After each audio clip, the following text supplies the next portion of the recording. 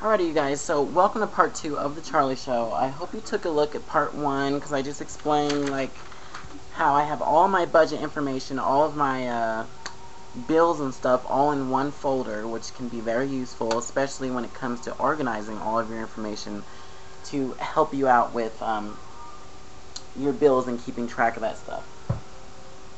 Now I'm actually going to show you guys exactly how I do my budget, not telling you guys how to do yours, but definitely showing you guys a useful way of how I do mine. So, I'm just going to put the camera basically down here, and I'm going to write out how I do everything. Alright, so first of all, the first thing that I always do when I begin writing out my budget is I write down all of my major expenses. Okay, so of course, rent is like the biggest thing to me. Gotta have a roof over your head. Always want to, worry about that. So I always go my rent first, which is usually under about $320. So I always round my rent off to about $320 because my rent has never gone over $320. So because it hasn't gone over $320, I always just round it to the the biggest number, just in case. Alright, so the next thing I do is my car payments, which has just now been added. And I add everything up for the entire month. So, 1 month or every month I pay $320 for rent. My car payments are $198 every 2 weeks, so that's going to be about $396 total a month for my car payments. Okay, the next major thing is going to be my utilities, or my gas bill, which is basically all I pay, not utilities, but my gas bill. And that actually varies because it depends on how much gas you use every month, but I just always average about $35 to $40. So I'm going to go ahead and put $35, and this is during like the winter time. So that's the gas bill. The next thing is my car insurance. Definitely got to pay for car insurance. Now, I had, of course, full coverage on my car, but I had to make some cutbacks, so I went to just liability. So, basically, it's about $75, but I go ahead and round that off to $80. So, that's car insurance. Okay. Next thing I do is my internet and home phone.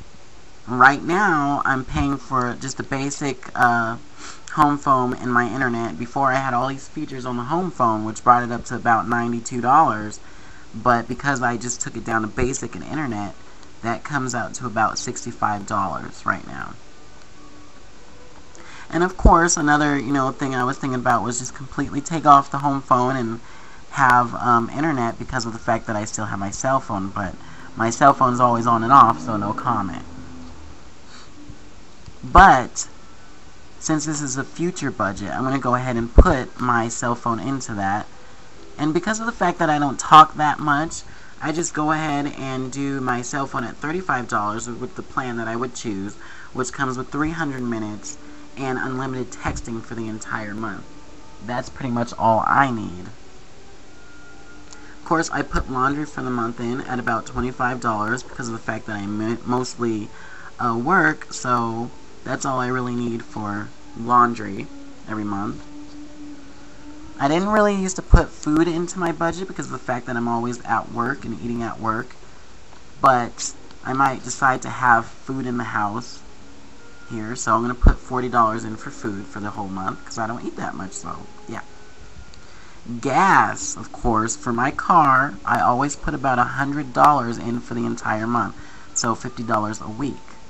Usually about $50 gets me through in a week, so I put about $100 for gas. And because I have to pay off loans, a loan through Int, that was another added thing, but I'm going to pay about $15 every month for my Int loan.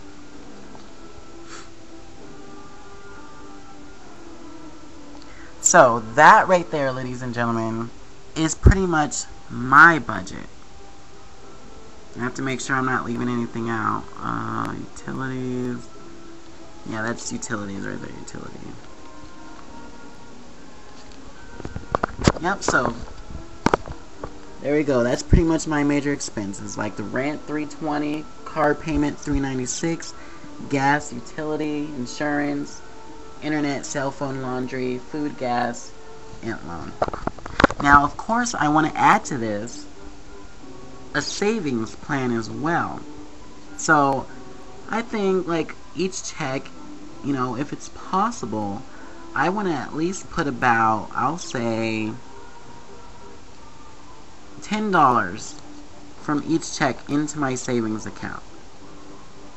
So of course that's going to be $20 a month. So actually I should change that. So $20 a month in my savings account. So every month I'll be putting about 20, so, you know, but hey, it's not that much, but it's something. So at least $10 from each check into my savings. So, of course, once I've written down all the possible expenses that I could think of, I go ahead and add all of that up. So $320 plus $396 plus 35 plus 80 plus 65 plus 35 plus 25 plus 40 plus 100 plus 15 plus 20. So that right there gave me a total of $1,131 a month. So that's of course with all of my expenses added up. Now of course I can easily subtract something from this list, but I'm just kind of thinking like, you know, at the maximum price that this would possibly be. So that's about $131 a month. Now, based on the job that I work now, with both of my checks combined, without, or after they take out taxes and all that, I only came up to about $1,060 based on my full-time job now. So, of course, when I added the numbers up, 31 minus 1,060, I would have been $71 negative. So $71 in the hole.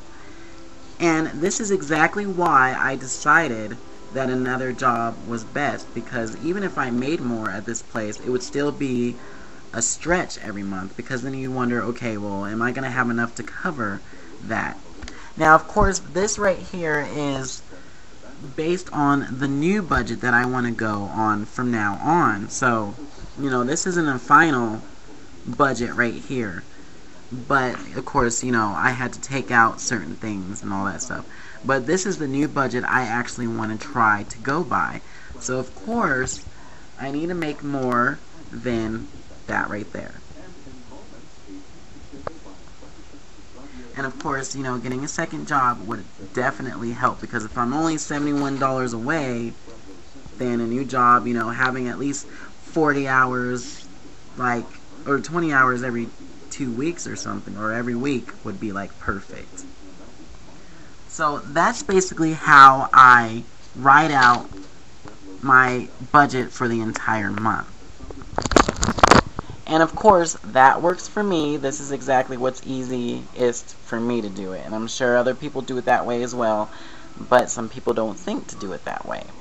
So, coming up on part 3 of the Charlie Show, ladies and gentlemen, I'm going to show you guys how I basically individually break down everything for the every 2 weeks thing, like when my bills fall and all that stuff. So, coming up on part 3, I will do that. So, stay tuned, comment, let me know what you guys thought about this part, and I'll see you on part 3. Holla.